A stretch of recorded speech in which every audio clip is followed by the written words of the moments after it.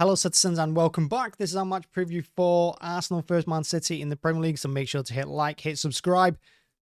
Let's jump into it.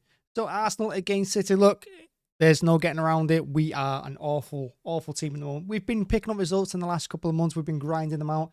We grinded a decent one out against Chelsea. We grinded one out as well against Club Brugge in the Champions League in the midweek. But in games like this, where we're going away from home against Arsenal, Liverpool, basically anyone in the Premier League at the moment, we look disastrous and we're just looking like one goal away from another 4 or 5 goal thumping or something like that. And it's no surprise either. We've been seeing it coming all season. We've been seeing it coming for a while. We've not really, we've not really rebuilt the team. We've not recharged it for a couple of seasons now. And yes, we had great success with them, but we did need these players in sooner. And the players we have brought in this season, in fairness, they've been mostly doing all right. Pep said in midweek that we're an aging team. We can't run anymore. We can't get up and down the pitch.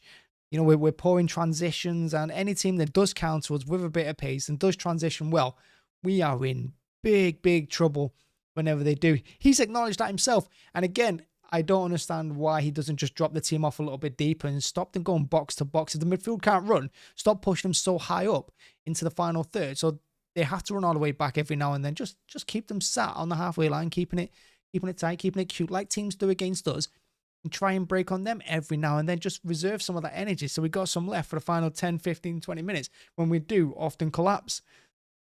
Because again, if we go back to that Chelsea game, I tell you what, if Chelsea had got, if City hadn't got a third goal and Chelsea just kept pushing us, they probably would have scored and probably would have won. That third goal, I thought, came against run and play at a time when we weren't looking to attack at all. They were just looking to hoof the ball up the pitch or hold it up as long as possible with Haaland. I think we were looking to get that third goal, and I think a couple of our games this season have been like that. But going into the Arsenal game on Sunday, let's not be around the bush here. There's no way we're going to be favourites. Arsenal are going to be favourites. They've got the youth. They've got the energy. They've got that fitness in them as well. And they're a dangerous team. When you let them attack, they will score goals. They're dangerous from set pieces. Basically, everything we're poor at, set pieces, transitions, counter-attacks, they'll tear us apart. And I think for us to get anything out of the game, it would need to be a massive, massive performance. And unfortunately for us, this coming month, we're going to need 5 or 6 massive, massive performances to get anything out of this month, because I can only see loss after loss after loss after loss going forward. Hopefully we can get something out of it, because if we do, for me, if we get something out of this game, it signals that we've got a chance of finishing respectable in the Premier League. Yes, we're not going to win it, but something respectable. I don't want to finish it just in the top 4. I want to go for second. We can still achieve second, but we have to get something out of this game. Honestly, we look scary whenever we try and defend. We do look scary. The team is too old. We've said it before. They're too old. They can't run anymore. We need fresh blood in there. And hopefully the youngsters that we brought in, like Marmoush, okay, he's not like 16 or anything, but the players that we brought in with a bit of pace, bit of energy, and something different to look at as well. Marmoush has to play right-hand side, stick him in there. Savino on the left-hand side as well, stick him in there. Pace, attack Arsenal with something they're not going to quite expect, and rather than De Bruyne, I'd stick Foden in the middle. Stick Foden in the middle along with Kovacic and Bernardo. That's the midfield I would go with. And with Haaland up front, of course. Defence, we're a disaster. Stones, hopefully he's fit enough to play another 90 minutes. He had a big one against Club Brugge, big performance.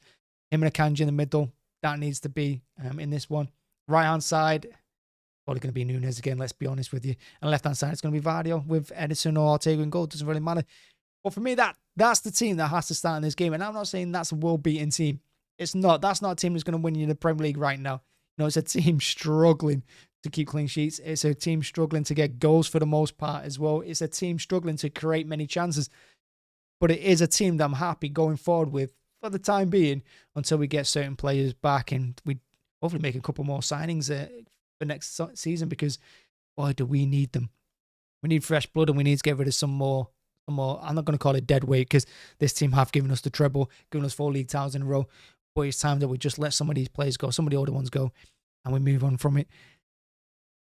That's it. I mean, look, it's a big game. And like I said, it's the start of a terrible, terrible month for us. One of which that we've got Real Madrid in the playoffs in the Champions League.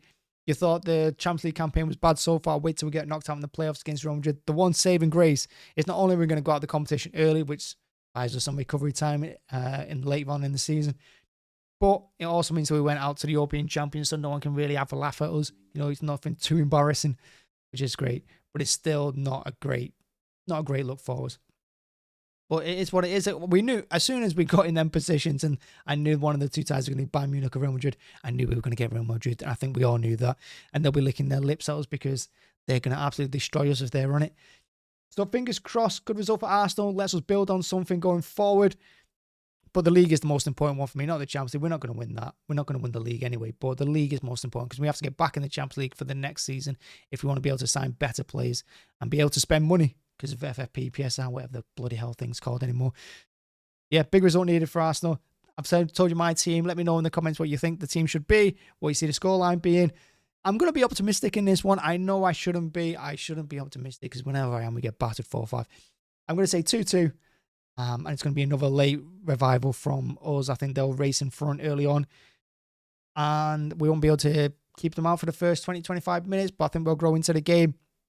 We'll probably score early on in the second half before we tank again later on. But I think we're going to scrape out 2-2 draw. That's my gut feeling with this one. Thanks very much for watching. Thanks for checking out. Hit like, hit subscribe. Thank you as always. Will I do a watch along on Sunday? I don't know what I'm doing. Keep an eye out anyway. Thank you very much. Yeah, and let me know what you think of the Real Madrid draw in the Champions League. They always seem to do it against us, don't they? They always do. Thank you very much. Bye-bye.